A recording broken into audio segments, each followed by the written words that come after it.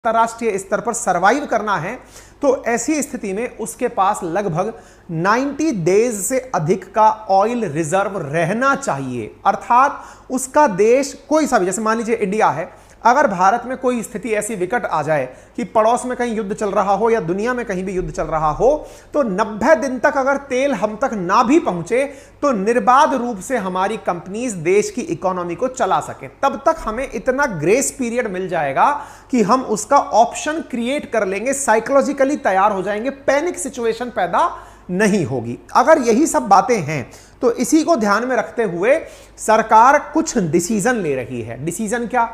ऐसे oil reserve बनाने की कोशिश की जा रही है जो आपातकाल के समय काम आ सके। अर्थात जैसे आप लोग घर में अनाज खरीदते हैं तो अनाज को खरीदकर एक बड़े से टैंक में भरकर रख देते हैं कि इसको भविष्य में यूज करेंगे, या फिर गोडाउन के अंदर आप अनाज डाल देते हैं कि इसे भविष्य में यूज करेंगे। अनाज तो रखा जा सकता है, तेल जो कि बहुत जल्दी उड़ता है, वेपर बहुत जल्दी बनता है, इसलिए उसे सुरक्षित रखने का बहुत तगड़ा तरीका ढूंढना होगा। इसलिए सरकारों की ऊपर यह एक जिम्मेदारी आ रखी है कि हम आपातकाल से कैसे निपटें। आपातकाल से निपटने के लिए भारत सरकार ने इन दिनों किसी एक क्षेत्र पर कार्य करना शुरू किया है, और वो क्या है? ऑयल रिजर्व तो हमें बनाने हैं। क्या हमारे पास बिल्कुल भी ऑयल रिजर्व नहीं है? क्या बिल्कुल है। हमारे पास 9 दिन का तो सरकारी ऑयल रिजर्व है। 9 दिन का सरकारी ऑयल रिजर्व है का मतलब है कि सरकार ने खुद से अपने स्ट्रेटेजिक पेट्रोलियम रिजर्व बनाए हुए हैं, जिससे हम लगभग 9 दिन सर्वाइव कर सकते हैं।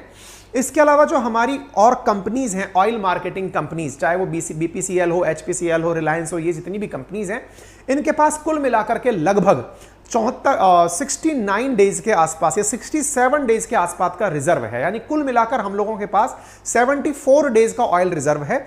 अभी भी हम जो 90 डेज की या 94 डेज की जो एक्सपेक्टेशन है उसे फुलफिल नहीं करते हैं। ऐसी स्थिति में हमें और ऑयल रिजर्व्स बनाने होंगे।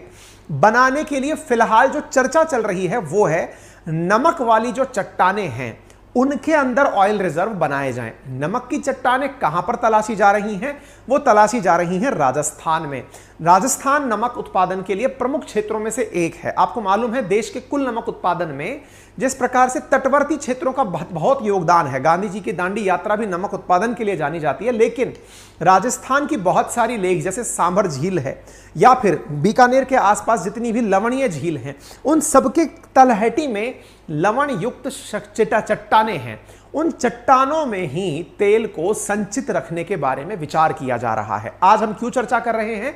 हम इसलिए चर्चा कर रहे हैं क्योंकि इंडियन एक्सप्रेस में एक एक्सप्लेन छपा, उसमें लिखा गया कि oil reserve in salt caves, यानी कि नमक की जो गुफाएं हैं उनमें ऑयल रिजर्व बनाने के पोटेंशियल को तलाशा जा रहा है कि क्या यह संभव है। इसको तलाशने का प्रयास किया जा रहा है। कौन तलाश रहा है? तो गवर्नमेंट की एक कंपनी है जिसका नाम है engineering consultancy firm engineers India, जिसको कि मतलब EIL के नाम से जाना जाता है। ये राजस्थान में पॉसिबिलिटी तलाश रही है कि कैसे नमक की चट्टानों के अंदर तेल को संचित किया जा सकता है।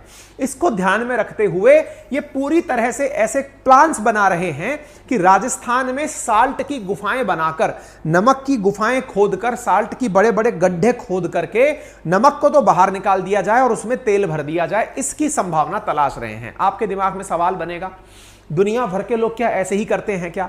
जी हां, चीन के अंदर भी देखिए जमीन में गड्ढे खोद करके तेल भर रखा है। अमेरिका में भी देखिए जमीन में गड्ढे खोद करके तेल भर रखा है। तो फिर इंडिया क्या कर रहा है? इंडिया भी ऐसा करता है। इंडिया के पास ऑलरेडी 3 ऑयल रिजर्व हैं। विशाखापट्टनम में है, मैंगलोर में है, पादुर में है। विशाखापट्टनम आंध्र प्रदेश, मैंगलोर कर्नाटका, पादुर कर्नाटका, इन तीनों में हमारे पास में ऑयल रिजर्व्स हैं। हम यहां पर अपना ऑयल सुरक्षित रखते हैं। लेकिन ये जो ऑयल की कैपेसिटी है ये बड़ी लिमिटेड प्रकार की है। कितनी है? 5.33 मिलियन मैट्रिक टन है हमारे पास।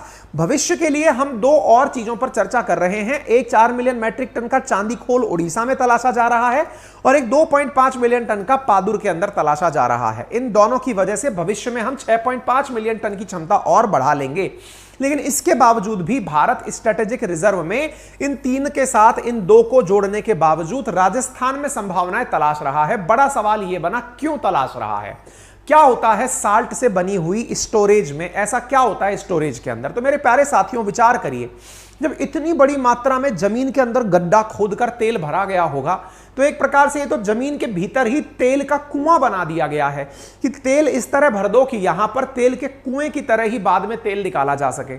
लेकिन बड़ा विचार यह है कि ये कितना बड़ा कुआं बनेगा या फिर कितनी मेहनत लगेगी इस गड्ढे को खोदने में, क्योंकि स्ट्रेटेजिक ऑयल रिजर्व अगर इतना ही आसान होता तो निश्चित ही हम अब तक तो खोद चुके होते।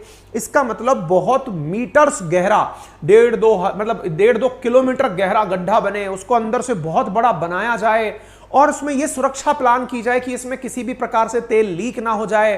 अंदर ही अंदर पूरा लोहे की या जिसकी भी चट्टान वो लगानी है, शीट लगानी है, जो भी मटेरियल गले नहीं वो लगा दिया जाए। इस प्रकार से चीजें अगर बनाई जाएं तो यह बनाना बहुत ही खर्चीला काम भी है और स्ट्रेटेजिकल काम भी है।